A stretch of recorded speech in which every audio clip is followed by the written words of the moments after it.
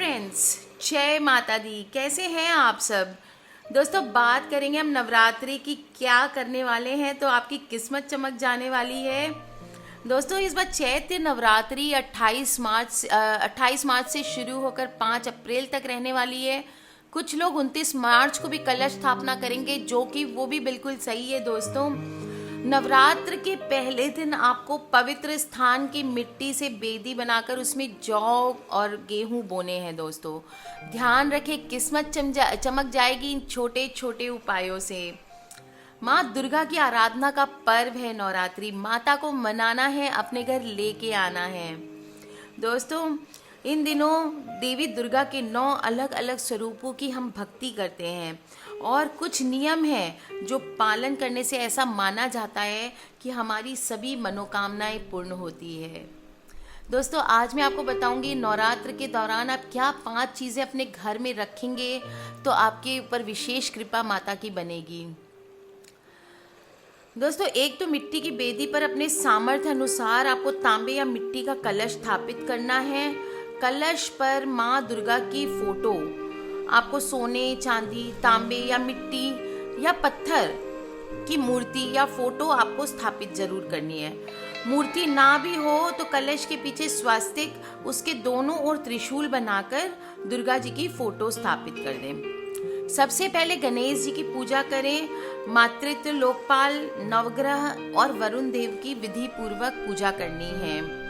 आपके जो मुख्य देव हैं, इष्ट देव, आपके जो भी घर के इष्ट देव हैं उनकी पूजा करें। श्री राम, लक्ष्मण, लक्ष्मी नारायण, भगवती दुर्गा जो भी है उनका षडोपचार पूजन करें।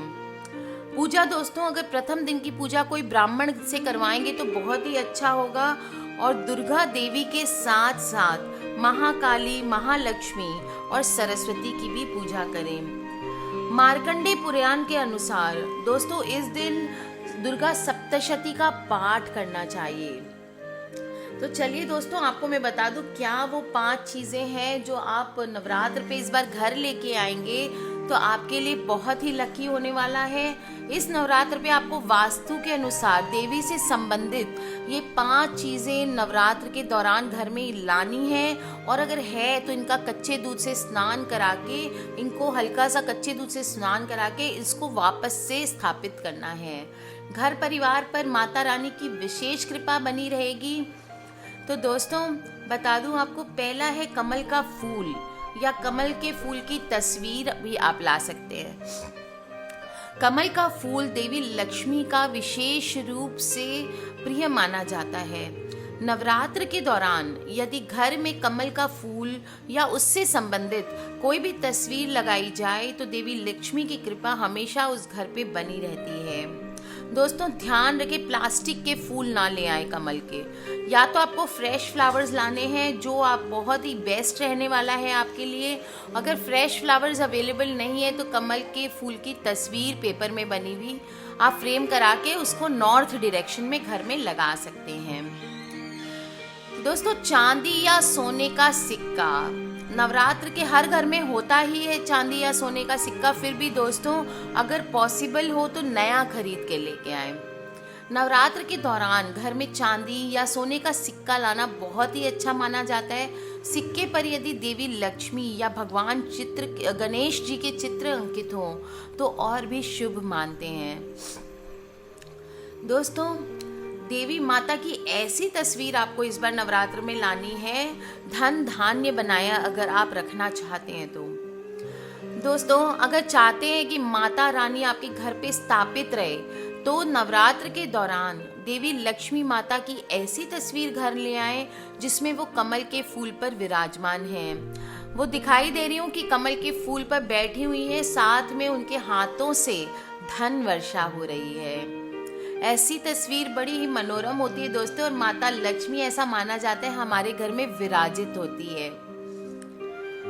इसके अलावा दोस्तों, मोर पंख आप ला सकते हैं। देवी सरस्वती का वाहन मोर माना जाता है। देवी के सरस्वती रूप में देवी का वाहन मोर है और नवरात्र में घर में मोर पंख लाकर रखने से मंदिर में कई फायदे होते हैं। दोस्तों ऐसे तो मोर पंख आपको हमेशा रखना चाहिए घर पे। अपने पूजा के स्थान में छोटा सा उसको वो बना के रख ले, झाड़ने वाला, जैसे छोटे छोटे पत्ते भी इकट्ठे करके रख सकते हैं। दोस्तों बहुत लक्की माना जाता है मोर पंख। तो इस नवरात्र आप मोर पंख कहीं से भी लेके आए दोस्तों, ला के अपने मंदिर में स्थापित कर लें। दोस्तों नवरात्र के दौरान 16 श्रृंगार का सामान घर लेना चाहिए। सिंदूर है, बिछिया है, कुछ भी, साड़ी है, आप जो भी खरीदना चाहते हैं दोस्तों वो ज़रूर खरीदें। 16 श्रृंगार का कोई भी सामान, चाहे वो गहने हो, चाहे कपड़े हों, या कोई भी ज्वेलरी हो, पैसे, कुछ भी हो दोस्तों, सिंदूर हो, बिछिया हो, 16 श्रृंगार का सामान आप घर लेके आएंगे और उसे घर के मंदिर में स्थापित कर देना है। ऐसा करने से देवी माता की कृपा हमेशा घर पे बनी रहती है। दोस्तों बहुत ही छोटे छोटे उपाय है, बहुत ही छोटी छोटी चीज़ें हैं जो मैंने आपको बताई है। दोस्तों बड़े दिल से माता रानी को मना लीजिए, घर ले आइए। बहुत सरल सी विधि है, एक बार फिर से रिवाइज कर देती हूँ अगर आप अभी तक ध्यान से आपने नहीं सुना है तो। दोस्तों माता रानी की प्रसन्नता के लिए कभी भी उपासना आप कर सकते हैं।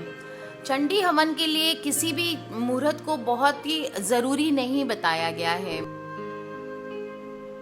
नवरात्र में माता की प्रसन्नता के लिए पंचांग साधन का प्रयोग करना चाहिए। पंचांग साधन में क्या क्या होता है? पटल, पद्धति, कवच, सहस्त्र नाम और स्तोत्र, मैंने पहले भी बताया है। इन सब को करने से, साधना से साधक देव तुल्य हो जाता है। हवन में जितनी आप सामग्री डालेंगे उसके अनुसार उसके फल की प्राप्ति होती है और सर्व कल्याण और कामना पूर्ति हेतु इन नामों से अर्चन करने का प्रयोग अधिक प्रभावशाली है, जिसे सहस्त्र अर्चन के नाम से जाना जाता है। दोस्तों सहस्त्र अर्चन करें। सहस्त्र अर्चन के लिए देवी की सहस्त्र नामावली जो कि बाजार में आसानी से मिल जाती है उसकी आवश्यकता पड़ती है। मैं दूसरे वीडियो में भी अपलोड कर दूंगी, सहस्त्र नामावली सुने और माता का अर्चन करें। कैसे करना है आपको अर्चन, सहस्त्र अर्चन, वो बता देती हूँ। इस नामावली के एक एक नाम का उच्चारण करके देवी की प्रतिमा पर या उनके चित्र पर, उनके यंत्र पर या देवी का आवाहन करके किसी सुपारी पर करके प्रत्येक नाम का उच्चारण करें। उसके पश्चात नमः बोलकर देवी की प्रिय वस्तु आपको चढ़ानी है। जिस वस्तु से अर्चन करना है वो शुद्ध, पवित्र, दोष रहित और 1000 होनी चाहिए। चाहे वो आप बेलपत्र लें, चाहे हल्दी लें, केसर लें या कुमकुम से रंगे हुए चावल। सफ़ेद चावल नहीं चढ़ाने दोस्तों, ध्यान रखना है। रंग लीजिए, कुमकुम से लाल कर लीजिए चावल को।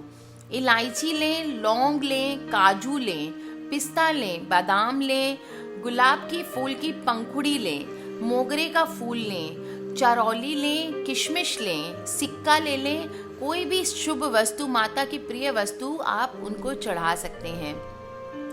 यदि अर्चन एक से अधिक व्यक्ति के साथ कर रहे हैं तो नाम का उच्चारण एक व्यक्ति को तथा अन्य व्यक्तियों को नमः का उच्चारण जरूर करना चाहिए। सबको नमः बोलना है। एक नाम का उच्चारण एक व्यक्ति करेगा, बाकी सारे लोग नमः बोलेंगे। अर्चन की सामग्री प्रत्येक नाम के पश्चात प्रत्येक व्यक्ति को अर्पित करनी है। अगर 4 लोग बैठ के पूजा कर रहे हैं तो चारों को फल प्राप्ति के लिए चारों को अर्पित करना है सामान, जो भी चीज़ आप चढ़ा रहे हैं माता को। अर्चन के पहले पुष्प, धूप, दीप और नैवेद्य लगाना है। दीपक इस तरह से होना चाहिए कि पूरी अर्चन प्रक्रिया तक प्रज्वलित रहे। ध्यान रखें दोस्तों, जो दिया आप जलाएंगे वो ऐसा ना हो कि आप अर्चन कर रहे हो, सहस्त्र अर्चन कर रहे हो और बीच में ही दिया बड़ा हो जाए। पूरे टाइम जलते रहना चाहिए दिया। अर्चनकर्ता को स्नान आदि से शुद्ध होकर धुले कपड़े पहनकर मौन रहकर अर्चन करना है। किसी से बातचीत, किसी से बोलचाल इस दौरान नहीं करना है।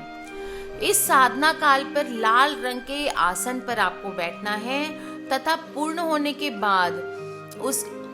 के पहले उसका त्याग किसी भी स्थिति में नहीं करना है। बीच में आपको पूजा छोड़ के उठ के कहीं भी नहीं जाना है दोस्तों। अर्चन के उपयोग में प्रयुक्त सामग्री, जो भी सामग्री आपने चढ़ाई हुई है भगवान को, माता रानी को, किसी भी साधन, ब्राह्मण, कोई भी गरीब आदमी को, किसी ब्राह्मण को या मंदिर में जा कर के दे के आ जाएं। आप कुमकुम से, चुटकी भर कुमकुम से भी अर्चन कर सकते हैं दोस्तों। इसमें नमः के बाद बहुत थोड़ा सा कुमकुम देवी पर अनामिका या मध्यमा, अनामिका मतलब सबसे छोटी उंगली और बीच वाली उंगली लेनी है, ठीक है, और अंगूठे का उपयोग करके चुटकी से माता को सिंदूर चढ़ाया जाएगा, ये ध्यान रखें आप। बाद में उस कुमकुम से स्वयं को और मित्र भक्तों को तिलक करके प्रसाद के रूप में आप ले सकते हैं।